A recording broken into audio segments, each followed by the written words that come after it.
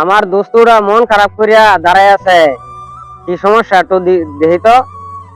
দোস্ত, আপনার কি হয়েছে? এবার উদাস হয়ে দাঁড়ায় রয়েছেন। আর কোয়েন না দোস্ত, যৌতুকের অভাবে ছেলেটারে বিয়া দিতে পারতাছি না। 2 লাখ টাকা যৌতুক চাই, এর লাগে বড় চিন্তার ভিতরে আছে। যৌতুকের অভাবে মেয়ে বিয়ে দিতে পারতেছেন না, এটা কিন্তু কথা হইলো?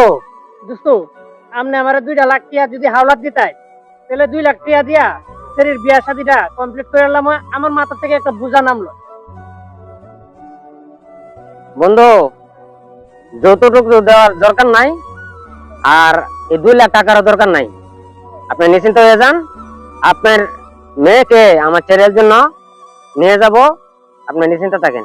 তাহলে তো দোস্ত আপনি আমার মাথা থেকে একটা বড় বড় বোঝা নামায় দিছুই। আপনারও অসংখ্য অসংখ্য ধন্যবাদ আমার এত বড় উপকার করার লাগিয়া। ধন্যবাদ আপনারে।